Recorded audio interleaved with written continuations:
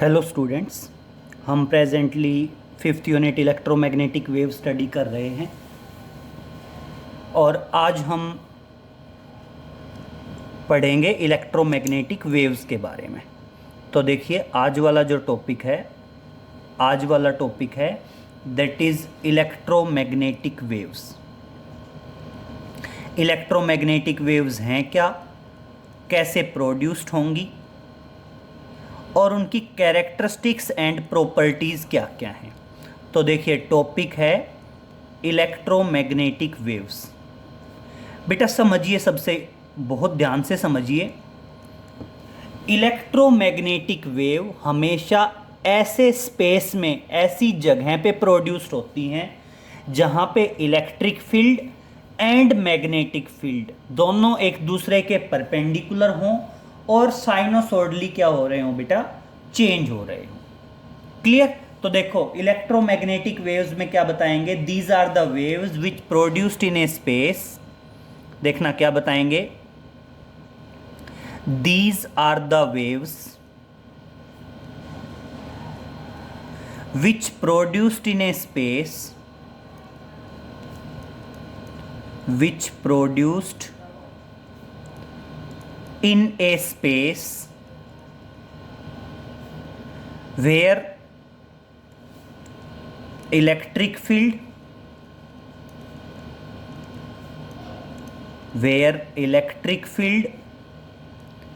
and magnetic field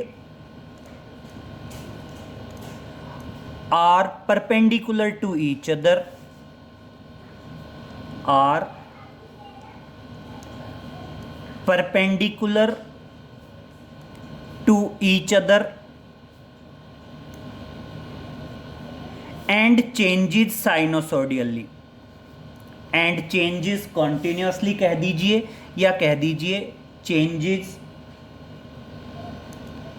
sinusoidally। Clear? क्या हो, sinusoidally variation हो उनके बीच में। क्लियर? तो देखो क्या बताओगे, इलेक्ट्रोमैग्नेटिक वेव ऐसे स्पेस में प्रोड्यूस्ड होंगी जहां पे इलेक्ट्रिक फील्ड और मैग्नेटिक फील्ड एक दूसरे के परपेंडिकुलर हों और चेंजेस साइनोसॉइडली, और एक दूसरे के साथ क्या हो बेटा, साइनोसॉइडली चेंज भी हो रहे हों। और अब क्या बताओगे, now produced EM wave, now produced EM waves propagate in a direction, now produced EM wave propagate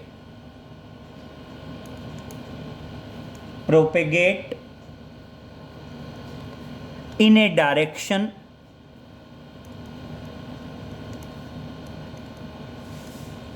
perpendicular to both, perpendicular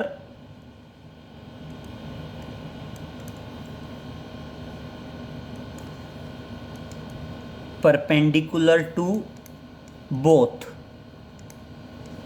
electric field and magnetic field, perpendicular to both electric field and magnetic field। Clear? तो देखिए, electromagnetic wave जो produced होंगी वो एक direction में propagate होंगी जो दोनों के परपेंडिकुलर होगी, इलेक्ट्रिक फील्ड के भी और मैग्नेटिक फील्ड के भी। और आप कॉन्क्लूड कर सकते हैं, hence direction of propagation of EM wave, direction of propagation, direction of propagation of EM wave, direction of electric field, direction of electric field and direction of magnetic field and direction of magnetic field, these are mutually perpendicular to each other। these are mutually perpendicular to each other.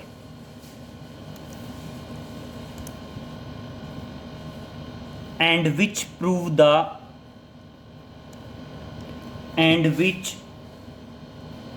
show that EM waves having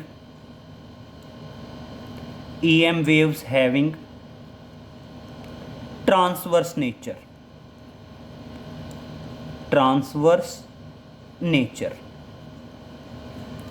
clear? अब समझिए बेटा इस point को बहुत ध्यान से, क्या बता रहा है वो। सबसे पहली बात क्लियर करेंगे कि इलेक्ट्रोमैग्नेटिक वेव ऐसे स्पेस में प्रोड्यूस्ड होती हैं जहां पे इलेक्ट्रिक फील्ड भी हो और मैग्नेटिक फील्ड भी हो, एक दूसरे के परपेंडिकुलर भी होने चाहिए और कॉन्टिन्यूसली चेंज भी होने चाहिए। क्लियर? बेटा प्रोड्यूस्ड होने के बाद direction of propagation of EM wave, direction of electric field and direction of magnetic field, ये तीनों आपस में एक दूसरे के परपेंडिकुलर होते हैं, और जिसका मतलब क्या है कि ईएम वेव का ट्रांसवर्स नेचर है। जैसे आप मान लीजिए, आप कहते हैं ये है आपकी एक्स एक्सिस, ये तो क्या है आपकी, दैट इज एक्स एक्सिस। बेटा ये है आपकी वाई एक्सिस। क्लियर? और बेटा ये है आपकी जेड एक्सिस। क्लियर? तीनों एक्सिस आपस में एक दूसरे के परपेंडिकुलर हैं। बिल्कुल इसी तरह बेटा तीनों चीजें क्या, that is direction of propagation of EM wave. मान लीजिए ईएम वेव कहां प्रोपेगेट कर रही है, एक्स एक्सिस में। वाई एक्सिस पे क्या है बेटा, वाई एक्सिस पे इलेक्ट्रिक फील्ड वेक्टर है और जेड एक्सिस पे क्या है, मैग्नेटिक फील्ड वेक्टर। तो direction of propagation of EM wave, direction of electric field and direction of magnetic field, these are perpendicular to each other. ये एक दूसरे के परपेंडिकुलर है, और एक दूसरे के परपेंडिकुलर होने का मतलब क्या है कि ईएम वेव का क्या है बेटा, ट्रांसवर्स नेचर है। आपकी जो इलेक्ट्रोमैग्नेटिक वेव है, इलेक्ट्रोमैग्नेटिक वेव का क्या है, ट्रांसवर्स नेचर है। अब देखो ईएम वेव की प्रोडक्शन शो करते हैं। बेटा ईएम वेव की प्रोडक्शन कैसे शो करते हैं, मान लीजिए इलेक्ट्रिक फील्ड का वेरिएशन है। इलेक्ट्रिक फील्ड का वेरिएशन मान लीजिए, इलेक्ट्रिक फील्ड की वैल्यू कम, फिर इंक्रीज हुई, उसके बाद डिक्रीज हुई। कॉरस्पॉन्डिंग वेरिएशन मैग्नेटिक फील्ड का बताएं, जेड एक्सिस में मैग्नेटिक फील्ड की वैल्यू इंक्रीज हुई, फर्दर डिक्रीज हो गई। और इस तरह से बेटा ये जो बना, ये तो बना आपका एनवलप ऑफ इलेक्ट्रिक फील्ड, और ये जो बना, ये बना आपका envelope of magnetic field. Clear? अब देखो electric field positive y axis में था, अब क्या आएगा, electric field negative y axis में आएगा। कम इलेक्ट्रिक फील्ड, ज़्यादा कम वेरिएशन हुआ। इसी तरह magnetic field positive z axis में था, अब किस में आएगा, नेगेटिव जेड एक्सिस में आएगा। और इस तरह से बेटा ये जो है, ये तो आ गया एनवलप ऑफ इलेक्ट्रिक फील्ड, और बेटा ये जो आएगा, ये क्या आएगा, envelope of magnetic field. Clear? तो देखिए ये तो क्या है आपका, ये है आपका एनवलप ऑफ इलेक्ट्रिक फील्ड। इसे तो क्या बताएंगे, ये जो शो हो रहा है ये क्या है आपका, that is envelope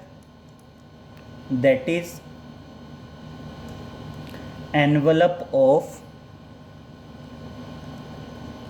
electric field, envelope of electric field. और बेटा ये जो है, ये क्या आ गया, ये आ गया बेटा आपका envelope of magnetic field, envelope of magnetic field. Clear? और इस तरह आगे तक चलता रहेगा बेटा। वापस वेरिएशन इलेक्ट्रिक फील्ड का positive x axis, positive y axis में, मैग्नेटिक फील्ड का वेरिएशन पॉजिटिव जेड एक्सिस में, और ये इस तरह से आपके envelope of electric field and magnetic field आते रहेंगे। क्लियर, ध्यान रहेगा। तो देखो बहुत ध्यान से सुनिए। सबसे पहली बात, इलेक्ट्रोमैग्नेटिक वेव है क्या बेटा? Electromagnetic wave produced in a space where electric field and magnetic field are perpendicular to each other and changes sinusoidally. Second point क्या आएगा कि direction of propagation of EM wave, direction of electric field and direction of magnetic field, these are mutually perpendicular to each other. तीन चीजें हैं, direction of propagation of EM wave, direction of electric field, direction of magnetic field, तीनों एक दूसरे के perpendicular होने का मतलब क्या है कि ईएम वेव्स का कैसा नेचर है बेटा? ट्रांसवर्स नेचर है। क्लियर। अब हम बात करेंगे बेटा प्रॉपर्टीज की। तो देखिए आप कह सकते हैं कैरेक्टरिस्टिक्स या प्रॉपर्टीज ऑफ ईएम वेव। क्या है? Characteristics, that is characteristics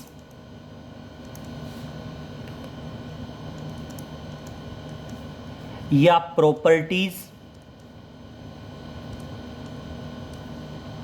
of EM waves, electromagnetic waves. Clear. Properties बतानी है, कैरेक्टरिस्टिक्स कह दीजिए या प्रॉपर्टीज कह दीजिए, किसकी? ईएम वेव्स की। ईएम वेव्स की हमने कैरेक्टरिस्टिक्स या प्रॉपर्टीज बतानी है। तो सबसे पहली प्रॉपर्टी सुनिए बेटा, आपका जो ऑक्सीलेटिंग चार्ज है ना बेटा, oscillating charge electromagnetic wave produce कर सकता है। क्यों? क्योंकि बेटा ऑक्सीलेटिंग चार्ज अपने आप में सोर्स होता है इलेक्ट्रिक फील्ड का भी एंड मैग्नेटिक फील्ड का भी। तो देखो क्या बताओगे? The electromagnetic waves are produced by the EM waves are produced by the EM waves are produced by accelerated कह दीजिए या ऑक्सीलेटिंग कह दीजिए, accelerated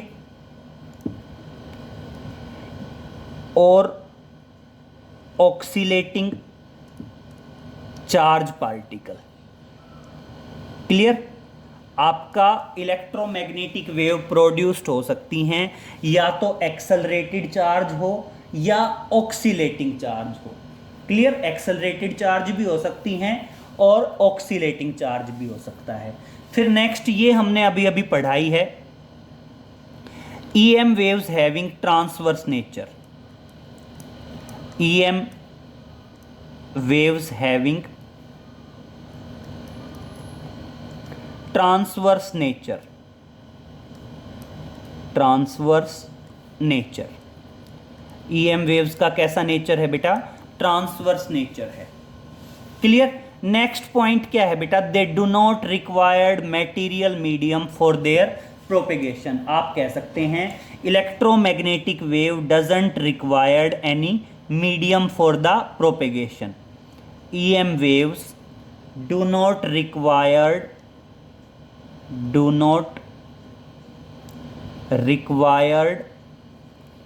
any medium, do not required any medium for propagation, for propagation। Clear. Electromagnetic wave को propagation के लिए किसी तरह के कोई मीडियम की रिक्वायरमेंट नहीं है। क्लियर। तो देखो इलेक्ट्रोमैग्नेटिक वेव की बेटा 3 कैरेक्टरिस्टिक्स आ गई। नेक्स्ट पे चलते हैं।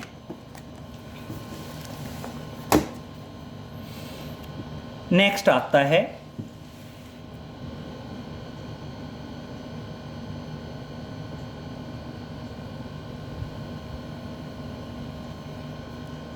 नेक्स्ट और फोर्थ प्रॉपर्टी आएगी बेटा, electromagnetic wave travel with the speed of light in free space. तो देखो क्या बताएंगे, electromagnetic waves travel with the speed of light, travel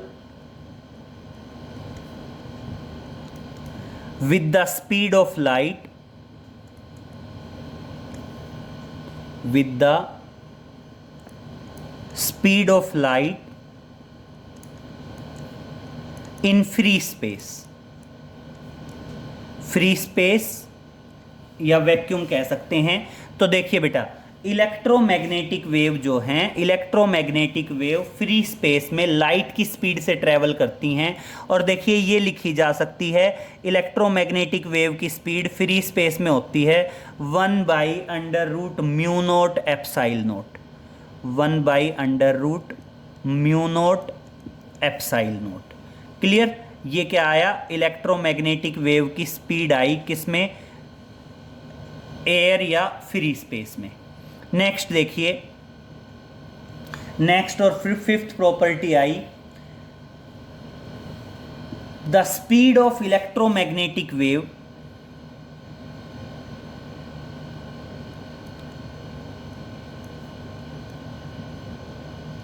the electromagnetic waves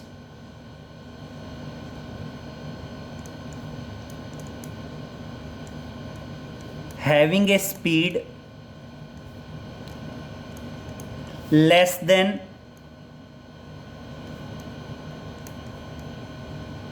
speed of light in a material medium, in a medium। बेटा किसी भी medium के अंदर, कोई जो मटेरियल मीडियम होगा बेटा, किसी मटेरियल मीडियम के अंदर इलेक्ट्रोमैग्नेटिक वेव की स्पीड लाइट की स्पीड से कम होती है। और ये पॉइंट समझिए बेटा, अगर मटेरियल मीडियम में इलेक्ट्रोमैग्नेटिक वेव की स्पीड बतानी है तो वो बेसिकली किसके बराबर आएगी, वो बेसिकली आएगी √μ और एप्साइल। क्या आएगी बेटा, √μ और एप्साइल। और अब मेरी बात समझिए बेटा, मैं दोनों की वैल्यू रख रहा हूं, दोनों की वैल्यू किस किस की रख रहा हूं, म्यू की भी और एप्साइल की भी। और देखिए बेटा, म्यू की वैल्यू आएगी μr μ0 और एप्साइल की वैल्यू आएगी बेटा εr ε0। क्लियर? और अब देखो 1/√μ0 ε0 क्या हो जाएगा, c। तो ये आ सकती है, that is c/√μr εr। Clear? तो ध्यान रहेगा, किसी भी मटेरियल मीडियम के अंदर इलेक्ट्रोमैग्नेटिक वेव की speed less than speed of light होती है। और किस तरह से कैलकुलेट की जा सकती है वो समझ गए? क्लियर? नेक्स्ट प्रॉपर्टी पे आते हैं, next and sixth property of EM wave. अब समझिए बेटा, नेक्स्ट प्रॉपर्टी क्या है, नेक्स्ट प्रॉपर्टी है, in EM wave oscillation of electric field and magnetic field are in same phase. तो क्या बताओगे, in EM waves, in EM waves the oscillation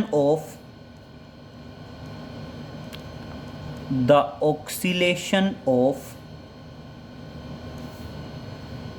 electric field vector and magnetic field vector are in same phase, are in same phase। Clear हुआ बेटा? Electromagnetic wave के अंदर जो electric field और magnetic field का जो ऑक्सीलेशन है वो हमेशा किस में रहेगा बेटा, सेम फेज में रहेगा। नेक्स्ट प्रॉपर्टी की बात करते हैं, नेक्स्ट प्रॉपर्टी बताओगे, the direction of propagation of EM wave, the direction of propagation of EM waves is given by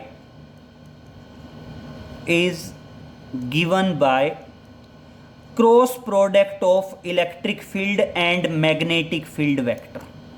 कभी भी आप ध्यान रखोगे कि जो इलेक्ट्रोमैग्नेटिक वेव की प्रोपेगेशन की डायरेक्शन होगी वो हमेशा कैसे दी जाती है बेटा, E क्रॉस B से दी जाती है। क्लियर? तो ध्यान रहेगा, the propagation of direction of propagation of EM waves is given by E cross B। Clear? और दूसरा सुनिए क्या बताएंगे बेटा, दूसरा बताएंगे the velocity of electromagnetic wave depend upon the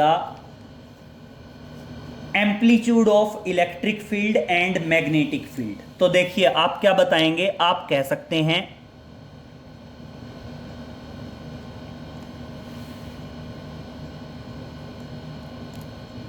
the ratio of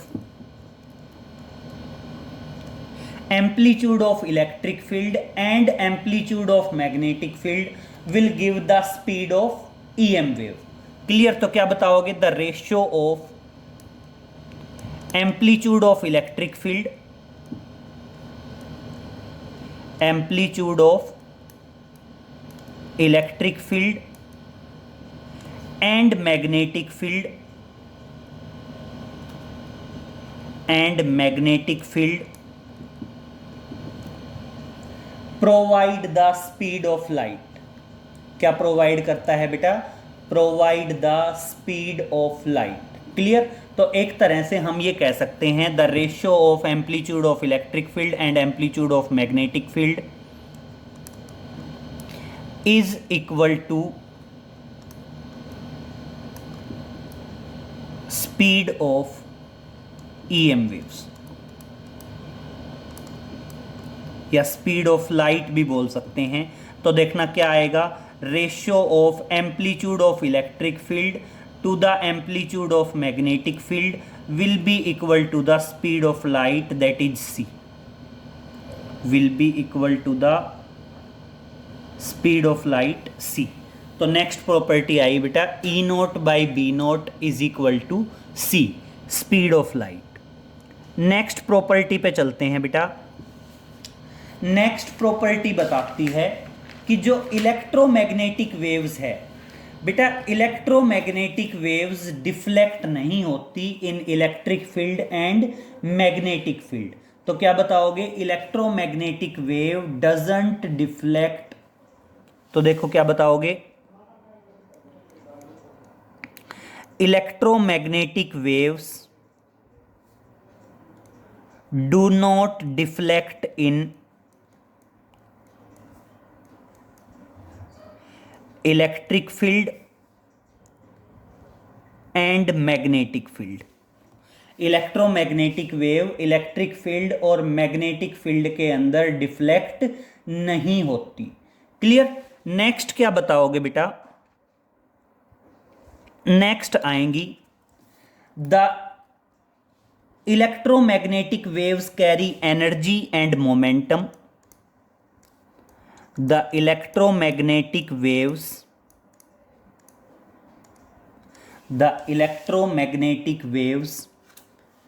carry energy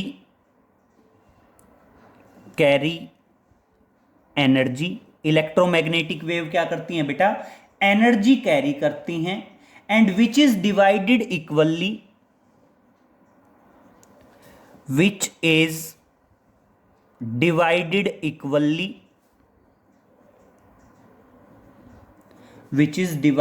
equally in between electric field and magnetic field vector, divided equally between electric field and magnetic field vector, electric field and magnetic field vector. इसका मतलब क्या है बेटा, इसका मतलब है कि जो इलेक्ट्रोमैग्नेटिक वेव की जो टोटल एनर्जी आएगी वो टोटल एनर्जी क्या होगी बेटा, इक्वली डिवाइडेड होगी in between the electric field and magnetic field vector. तो देखिए आप क्या बताओगे, जो टोटल एनर्जी होगी द एवरेज एनर्जी डेंसिटी। तो देखना क्या बताओगे, जो एवरेज एनर्जी होगी वो एवरेज एनर्जी बराबर होगी energy of electric field plus energy of magnetic field. Clear? जो एवरेज एनर्जी डेंसिटी होगी वो एवरेज एनर्जी डेंसिटी सम होगी electric field and magnetic field. और देखिए बेटा, ये किसके बराबर हो सकती है? ये बराबर हो सकती है, दैट इज जो इलेक्ट्रिक फील्ड है इसकी एनर्जी बराबर हो सकती है, that is 1/2 epsilon naught into E square plus 1/2 B square by mu naught, B square by mu naught. और ये बेसिकली क्या हो सकती है बेटा? इसको ई आर एम एस भी बोल सकते हैं। तो देखो कंफ्यूज मत होना, जो ई और बी है इसको मैं ई आर एम एस या बी आर एम एस से भी रिप्लेस कर सकता हूं, that is 1/2 E naught epsilon naught into E को बेशक आप लिख सकते हैं ई आर एम एस का स्क्वेयर, और बेटा बी को लिख सकते हैं that is B R M S का स्क्वेयर अपॉन म्यू नोट। और बेटा ई आर एम एस और बी आर एम एस रखेंगे तो ये क्या आ जाएगा? That is 1/4 epsilon naught into E note का स्क्वेयर प्लस 1/4 बी नोट का square upon mu note. Clear? तो इस तरह से ये क्या आ गई? एवरेज एनर्जी डेंसिटी आ गई। सारे ही रिजल्ट सेम हैं, चाहे तो ई आर एम एस में लिखो तो 1/2 आएगा, और ई नोट और बी नोट का स्क्वायर लिखो तो क्या आएगा बेटा? 1/4 आएगा। क्लियर? नेक्स्ट प्रॉपर्टी पे आते हैं बेटा। नेक्स्ट प्रॉपर्टी कहती है कि इलेक्ट्रोमैग्नेटिक वेव, इसके अंदर जो इलेक्ट्रिक फील्ड वेक्टर है वो रेस्पॉन्सिबल होता है that is for optical effect. तो देखिए नेक्स्ट प्रॉपर्टी क्या है? नेक्स्ट प्रॉपर्टी में बताएंगे the electric vector is responsible, the electric field vector, the electric field vector is responsible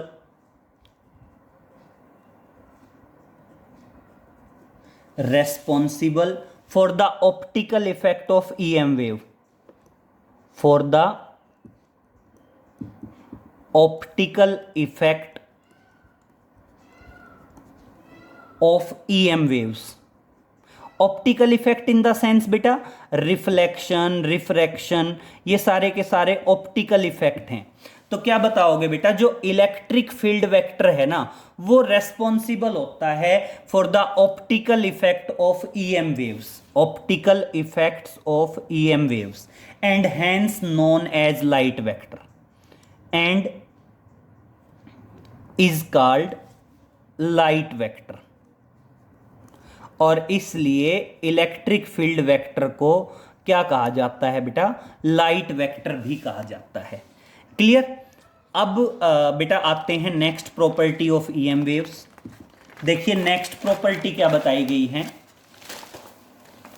next property है कि जिस भी सरफेस पे ईएम वेव टकराएंगी उस सरफेस पे क्या प्रोड्यूस्ड होंगी बेटा? उस सरफेस पे वो प्रेशर एक्सर्ट करेंगी।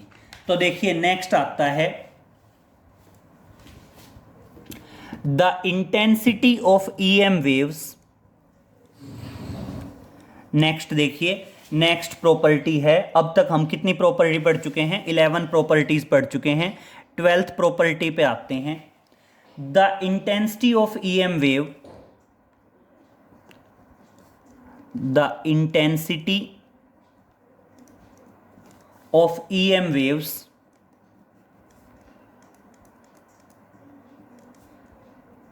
the intensity of EM waves at a point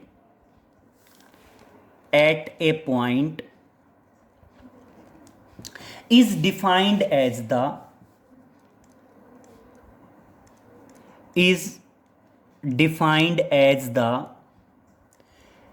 energy crossing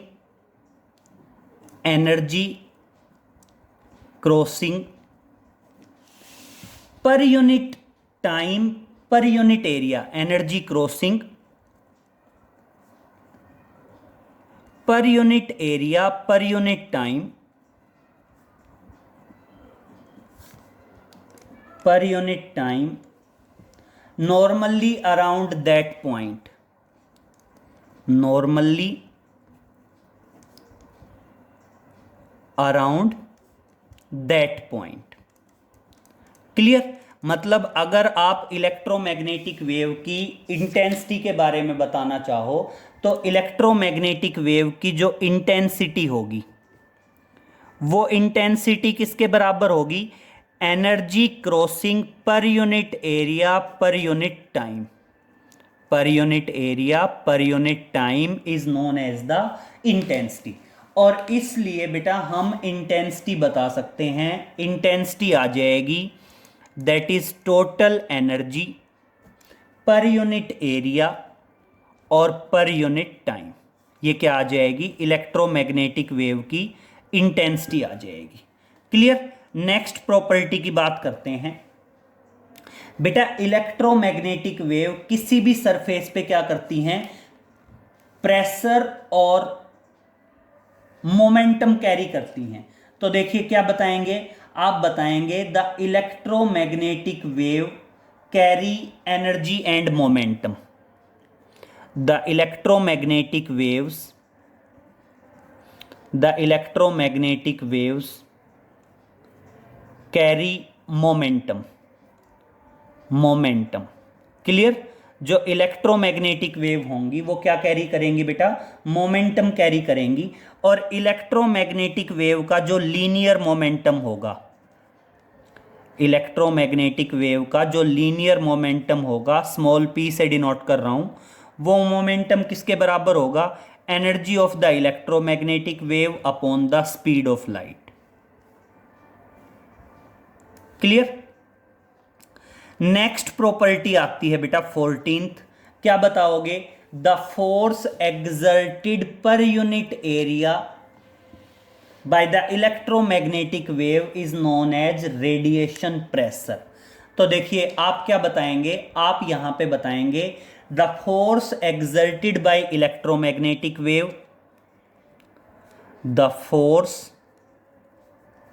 exerted by EM waves, the force exerted by EM waves on unit area of the surface, on unit area of the surface is known as radiation pressure या is called radiation pressure. उसे हम क्या कह देते हैं? Radiation pressure बोल देते हैं, रेडिएशन प्रेशर। क्लियर? और अब समझिए बेटा बहुत ध्यान से, जो रेडिएशन प्रेशर होगा वो रेडिएशन प्रेशर किसके बराबर होता है? आप कहेंगे रेडिएशन प्रेशर किसके बराबर आएगा? That is force upon area. किसके बराबर आएगा? Force upon area. और बेटा फोर्स किसके बराबर होता है? Change in momentum upon time होता है।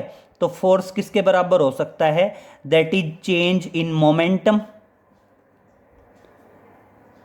इन मोमेंटम और अपॉन क्या आ गया? टाइम। ये तो किसको रिप्रेजेंट कर रहा है? फोर्स को। और इनटू एरिया तो है ही। तो इस तरह से देखिए आप क्या बताओगे? रेडिएशन प्रेशर जो है P, वो रेडिएशन प्रेशर किसके बराबर आएगा बेटा?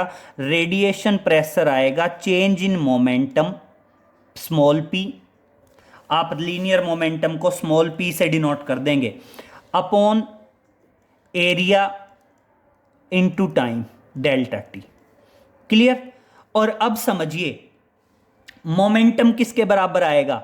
Energy upon speed of light और अपॉन क्या आ जाएगा? Area into delta T. और अब देखिए बेटा ये बेसिकली किसके बराबर आया?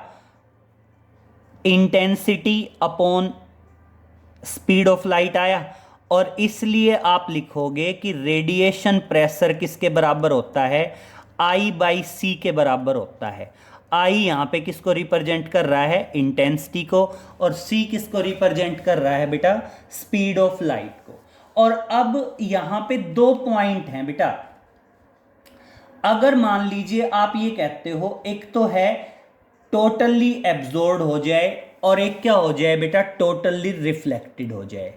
तो अगर देखो, अगर आप ये कहते हो कि ईएम वेव्स क्या हो गई, सरफेस से एब्जॉर्ब हो गई, तब तो रेडिएशन प्रेशर आएगा बेटा I/C। देखो दो कंडीशंस हैं, एक बार समझ लीजिए। एक तो मैं कह रहा हूं कि वेव जो हैं वो क्या हो जाएं, रिफ्लेक्टेड हो जाएं, और एक क्या है, एब्जॉर्ब हो जाएं। तो देखो ये तो रेडिएशन प्रेशर क्या आएगा, when EM waves are absorbed by the surface, EM waves are absorbed by the surface, clear. और एक आपका रेडिएशन प्रेशर हो सकता है 2I/C। I का मतलब यहां पे इंटेंसिटी है और P किसको रिप्रेजेंट कर रहा है बेटा, रेडिएशन प्रेशर को। और ये कंडीशन कब होगी, when EM waves are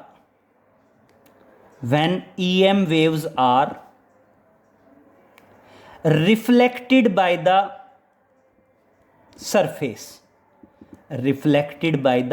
surface। तो ध्यान रखना, रेडिएशन प्रेशर I/C भी हो सकता है और 2I/C भी हो सकता है। बस डिफरेंस क्या है, I/C तो होगा जब EM वेव सरफेस पे एब्जॉर्ब हो गई, और बेटा 2I/C होगा when EM waves are reflected by the surface. तो देखिए ये इस तरह से हमने टॉपिक पढ़ा, इलेक्ट्रोमैग्नेटिक वेव्स क्या हैं, कैसे प्रोड्यूस्ड होंगी, और इलेक्ट्रोमैग्नेटिक वेव्स का ट्रांसवर्स नेचर क्या है। और इसके अलावा हमने इलेक्ट्रोमैग्नेटिक वेव की 14 प्रॉपर्टीज पढ़ी। ये जितनी भी प्रॉपर्टीज हैं बेटा बहुत अच्छे से ध्यान रखेंगे, क्योंकि जनरली प्रॉपर्टीज पे क्वेश्चन बन जाते हैं, क्लियर। तो इस तरह से बेटा आज वाला लेक्चर था इलेक्ट्रोमैग्नेटिक वेव्स एंड प्रॉपर्टीज, इतना कर लीजिए। Okay, thank you.